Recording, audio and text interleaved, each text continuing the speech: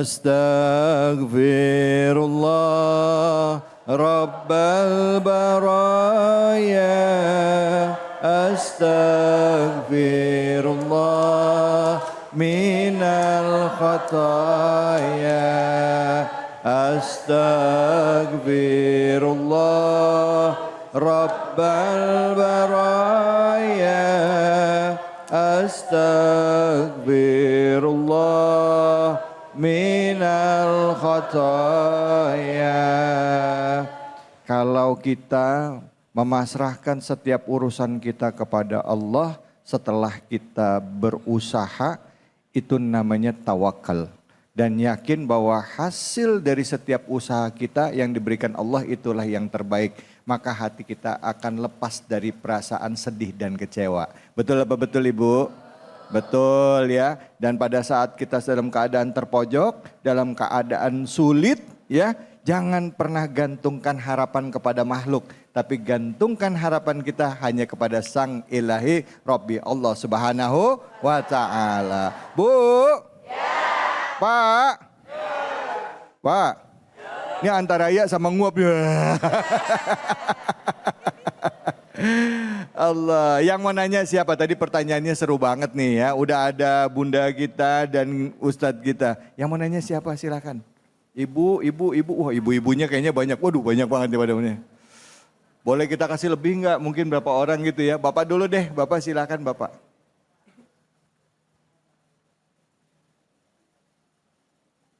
Bismillahirrahmanirrahim. Assalamualaikum warahmatullahi wabarakatuh. Waalaikumsalam warahmatullahi wabarakatuh.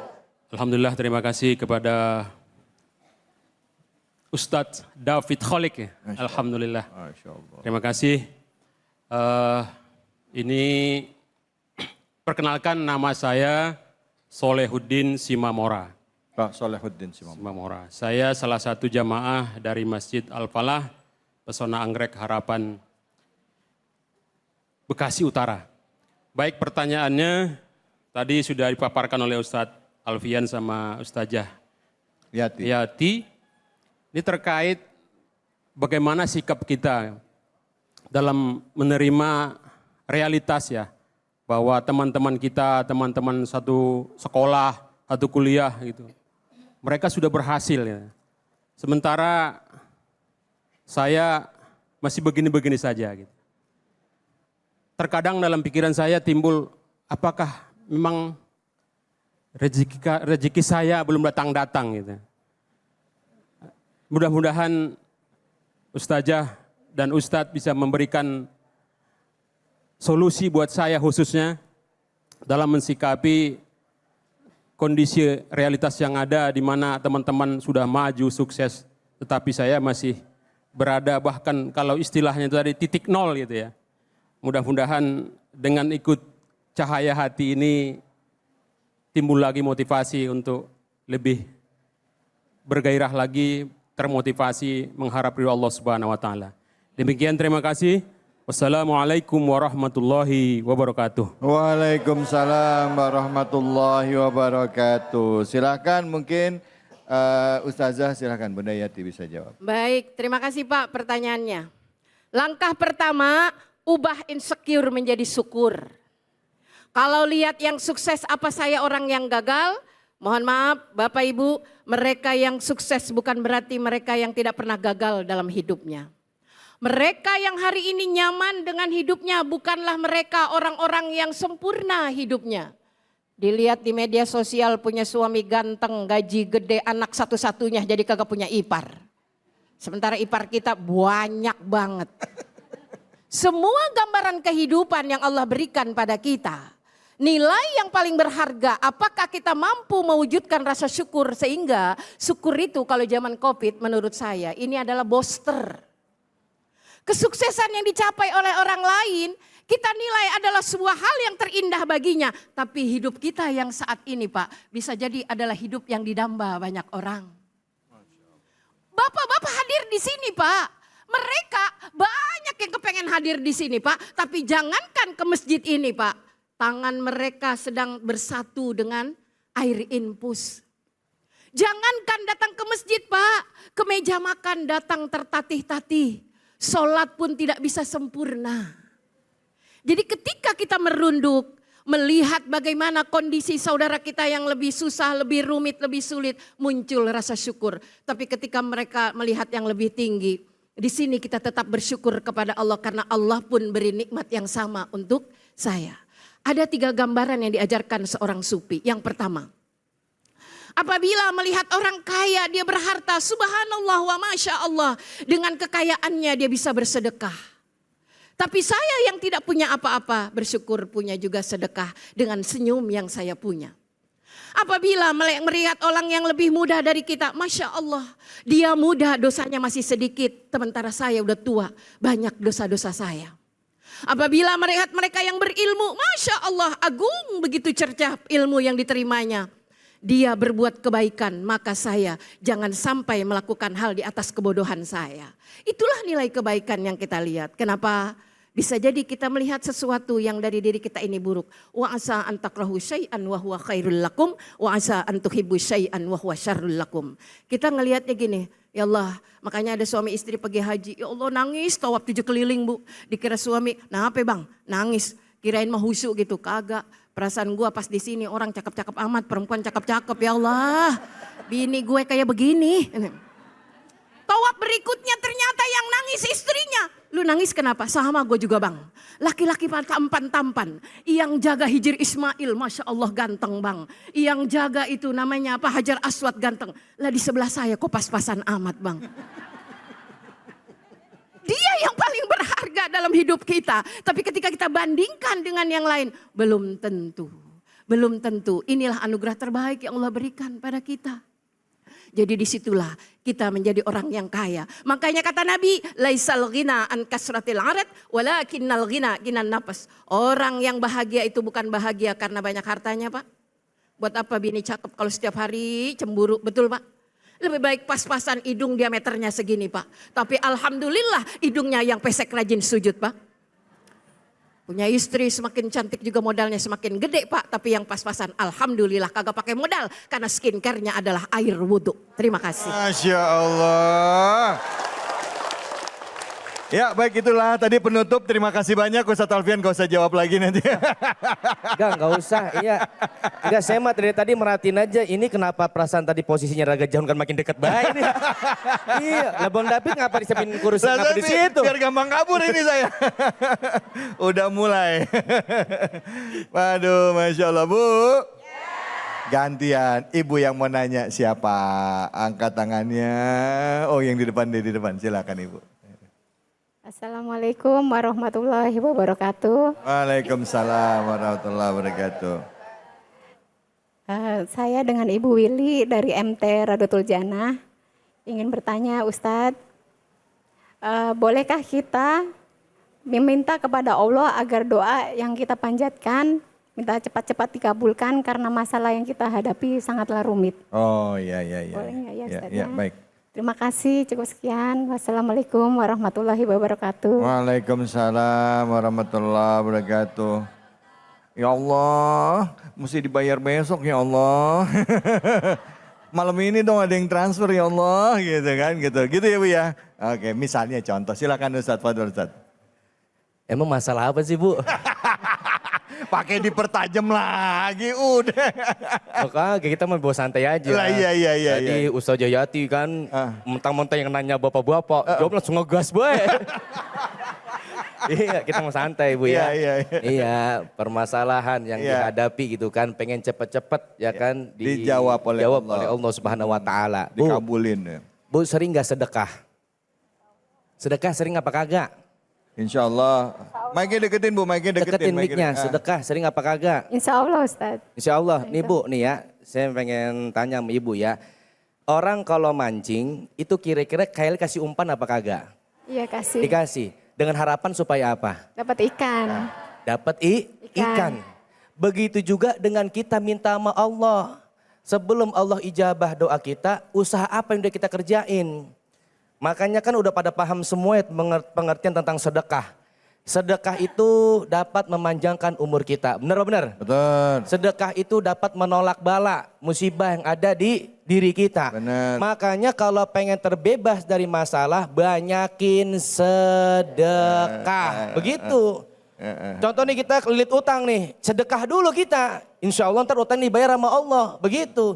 Tadi Ustaz Jayati udah bilang kan ya, Ya. kita nggak bisa sedekah pakai duit, pakai apa sedekahnya? Boleh Bu sedekah pakai senyum. Senyummu di wajah saudaramu adalah sodakoh. Coba lihat ibu-ibu udah senyum semua. Ya Allah. Ya Allah, ini senyumnya kemana? Ke saya apa ke sini? Ke sini. Iya, tega banget. Sedekah tuh Bu. Jadi sebelum kita mengharapkan sesuatu yang kita inginkan, harus ada umpan yang harus kita keluarkan. Iya. Cuman kadang-kadang begini, kita lupa sama doa yang kita selalu panjatkan. Yaitu doanya Robbana atina fid dunya hasanah wa fil akhirati hasanah wa qina azabannar. Kan doa itu kita minta sama Allah, minta kebaikan. Ya. Kebaikan di dunia dan kebaikan di akhirat. Permasalahan kita dapati mungkin itu supaya kita menjadi terus orang yang baik. Ya. Begitu, baik dalam arah apa? Yaitu berbaik sangka kepada Allah Subhanahu wa taala. Ya. Tadi Bang David udah bilang, udah usaha, udah doa, sudah tawakal kepada Allah. Serahkan semuanya kepada Allah Subhanahu wa taala. Allah Maha tahu daripada setiap permasalahan hambanya. Tadi Ustaz Jati udah bilang, permasalahan kita mah belum ada apa-apanya daripada permasalahan yang dihadapi para oleh Nabi dan Rasul. Makanya terus kita minta kepada Allah. Bahkan sholat pun dalam arti bahasa adalah doa. Doa itu adalah minta. Mintanya kepada siapa? Kepada Allah. Makanya ibu-ibu kalau di rumah enggak punya duit, enggak ada beras, enggak ada minyak goreng, mintanya sama Allah. Jangan minta sama suami. Minta sama Allah yang kenceng di kuping suami.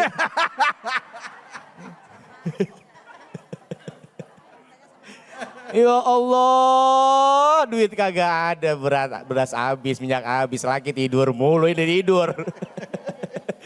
Ya Bu ya, boleh kita minta kepada Allah karena Allah ada tempatnya kita untuk meminta. Masya Allah, Bu.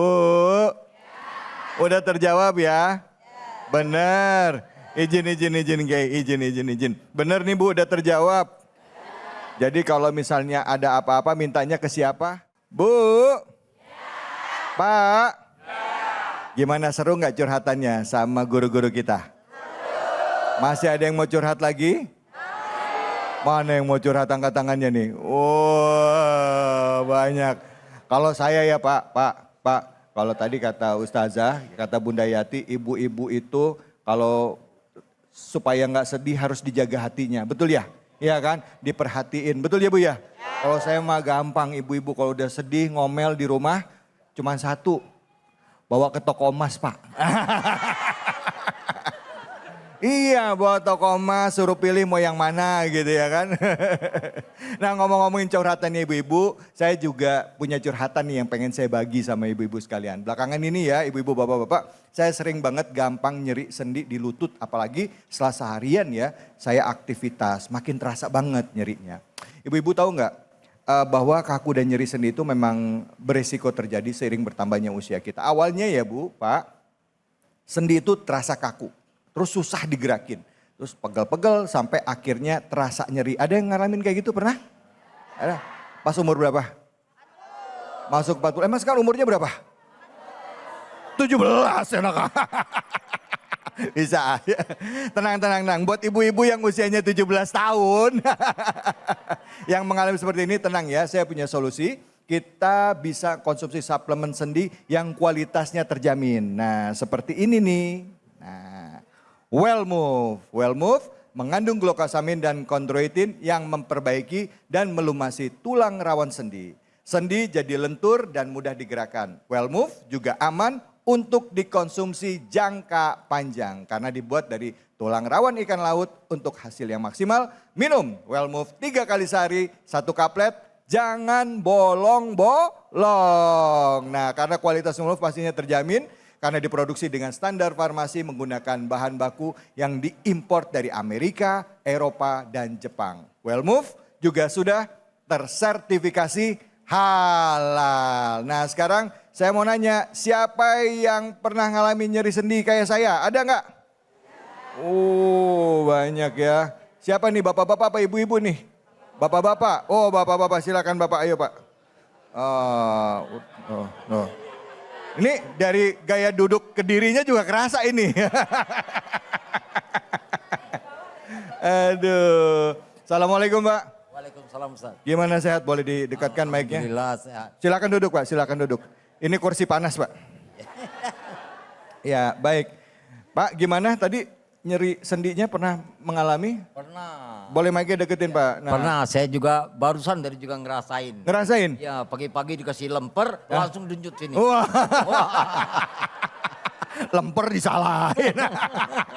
Bisa aja Bapak. Iya, iya, iya. Kayak tadi barusan juga kayaknya bangun agak susah Iya, ya. Ya, nah memang. ini Pak punten ya Pak ya. Ini ada salah satu solusi. Iya. Maaf ini buat Bapak, mohon maaf. Terima kasih. Ya, well move Silakan ya. Bapak. Dicoba, diminum itu sudah di belakangnya. Iya. Ya. Boleh dibuka 3 Pak. kali sehari ya. Boleh dibuka Pak, silakan. Oh langsung buka nih. Iya, silakan langsung dibuka. Kebetulan istri ada. Oh, mana istri? Ini depan nih. Oh, ini Ibu. Ibu mau nyoba juga nggak Bu? Ibu? Atu-atunya. Atau iyalah satu-satunya Pak. Jangan mancing-mancing. Belum tahu diceramain Bunda Yati nanti. Ya silakan Ustaz, silakan. Ya. Bismillahirrahmanirrahim. Wah. Gimana Pak? Silakan Pak. Alhamdulillah ya. Alhamdulillah. Mudah-mudahan kalau Ya. Bapak ya minum Well Move-nya ya pasti akan berkhasiat ya. Karena memang Well Move ini dapat dibeli di apotik, toko obat, Alfamart, Alfamidi, supermarket, dan kalau mau beli online juga bisa via Shopee atau TikTok ya. Yuk beli sebelum kaku dan nyeri sendi menghampiri. Well Move atasi kaku dan nyeri sendi. Mantap.